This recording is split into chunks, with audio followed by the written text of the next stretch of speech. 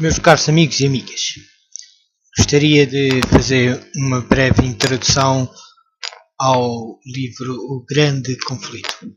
Antes que o pecado entrasse no mundo, Adão gozava uma plena comunhão com o seu Criador. Desde, porém, que o homem se separou de Deus pela transgressão, a raça humana ficou privada desse alto privilégio. Pelo plano da redenção, entretanto, abriu-se um caminho mediante o qual os habitantes da terra podem ainda ter ligação com o céu. Deus tem-se comunicado com os homens mediante o seu Espírito, e a luz divina tem sido comunicada ao mundo pelas revelações feitas aos seus servos escolhidos. Homens santos de Deus falaram inspirados pelo Espírito Santo. Durante os primeiros 25 séculos da história humana, não houve revelação escrita. Os que tinham sido ensinados por Deus comunicavam o seu saber a outros, e esse saber era transmitido de pai a filho, através de gerações sucessivas. A preparação da palavra escrita iniciou-se no tempo de Moisés. Incorporaram-se então revelações inspiradas num inspirado volume. Esta obra continuou durante um longo período de 16 séculos. Desde Moisés, o historiador da criação e da lei, até o apóstolo João, que relatou as mais sublimes verdades do Evangelho. A Escritura Sagrada aponta a Deus como seu autor. No entanto, foi escrita por mãos humanas, e no variado estilo dos seus diferentes livros, apresenta as características dos diversos escritores. As verdades são todas dadas por inspiração de Deus. Acham-se, contudo, expressas em palavras de homens. O Ser Infinito, por meio do seu Santo Espírito, derramou luz no entendimento e coração dos seus servos. Deu sonhos e visões, símbolos e figuras, e aqueles a quem a verdade foi assim revelada concretizaram os pensamentos em linguagem humana. Os 10 mandamentos foram pronunciados pelo próprio Deus e por sua própria mão foram escritos. São de redação divina e não humana. Mas a Escritura Sagrada, com as suas divinas verdades expressas em linguagem de homens, apresenta uma união do divino com o humano. União semelhante existiu na natureza de Jesus Cristo, que era o Filho de Deus e Filho do homem. Assim é verdade com relação à Escritura, como foi em relação a Jesus Cristo, que o Verbo se fez carne e habitou entre nós. Escritos com diferentes épocas por homens que diferiam largamente na posição social e ocupação em dotes mentais e espirituais, os livros da Bíblia apresentam um vasto contraste no estilo, bem como diversidade na natureza dos assuntos explanados. Os vários escritores empregam diferentes formas de expressão. Muitas vezes a mesma verdade é mais incisivamente apresentada por um do que por outro. E como diversos escritores apresentam um dado assunto sob vários aspectos e relações, pode parecer ao leitor superficial, descuidado e imbuído de preconceitos haver discrepância ou contradições, onde o pesquisador ponderado, reverente, com intuição mais clara, discerne a harmonia que já é revelada. Sendo apresentada por meio de indivíduos diferentes, a verdade é revelada nos seus vários aspectos. Um escritor impressiona-se mais fortemente com uma faceta do assunto, apanha os pontos que se harmonizam com a sua experiência ou com a sua capacidade de percepção e apreciação.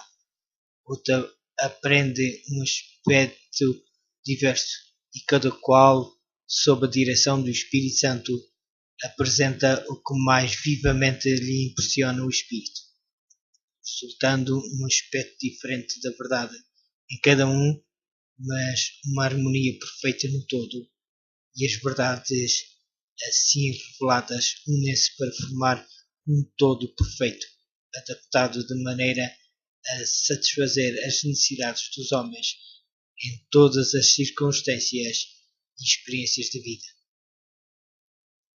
Deus foi servido comunicar a sua verdade ao mundo por intermédio de agentes humanos, e Ele próprio, por meio do seu Espírito Santo, habilitou e capacitou homens para fazer essa obra.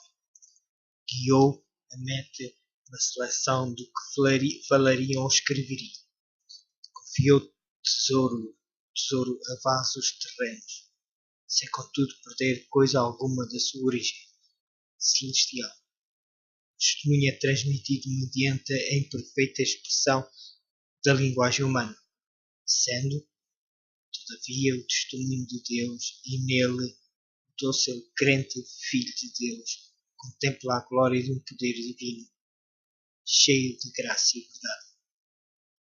Em sua palavra, Deus conferiu aos homens o conhecimento necessário para a salvação. As Sagradas Escrituras devem ser aceitas como autorizada e infalível revelação da sua vontade. São elas a norma do caráter, o revelador das doutrinas, a pedra de toque da experiência religiosa.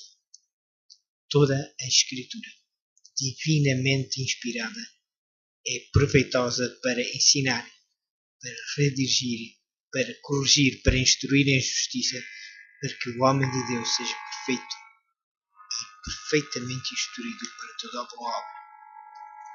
Todavia, o facto de Deus ter revelado a sua vontade aos homens por meio da sua palavra não tornou desnecessária a contínua presença e direção do Espírito Santo. Pelo contrário, o Espírito foi prometido por nosso Salvador para declarar a palavra aos seus servos, para iluminar e aplicar os seus ensinos, e visto que foi o Espírito de Deus que inspirou a Escritura Sagrada, é impossível que o ensino do Espírito seja jamais contrário ao da palavra.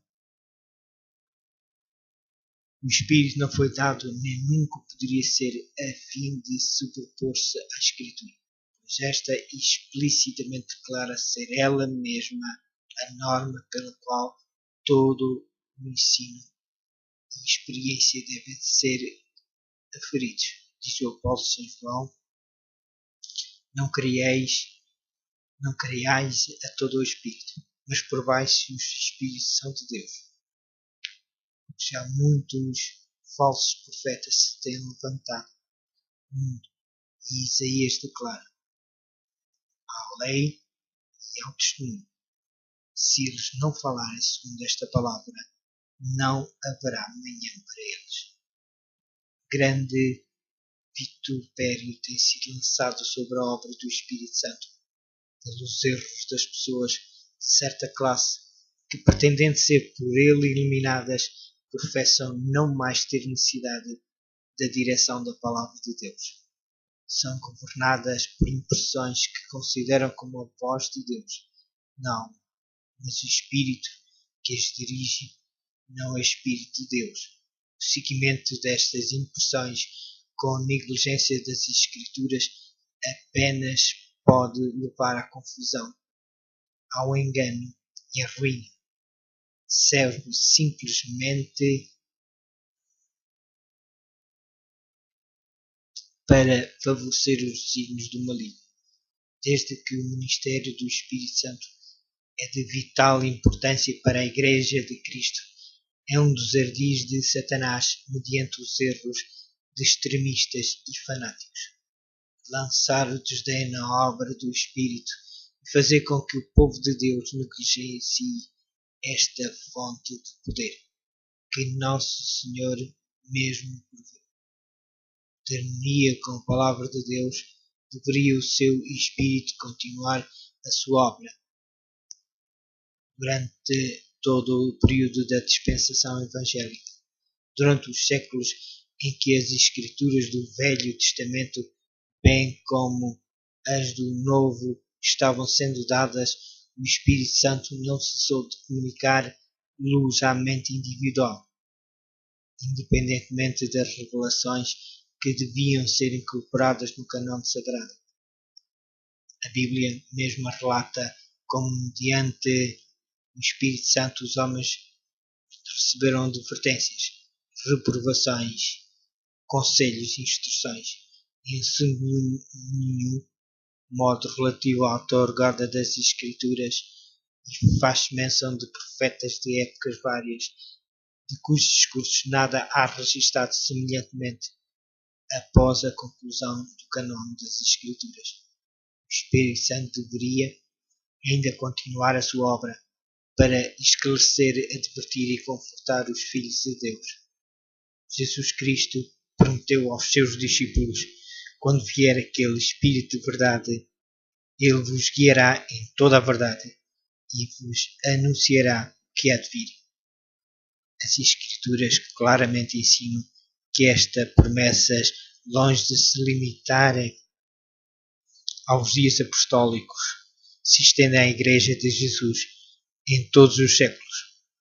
O Salvador afirma aos seus seguidores: estou convosco todos os dias até à consumação dos séculos.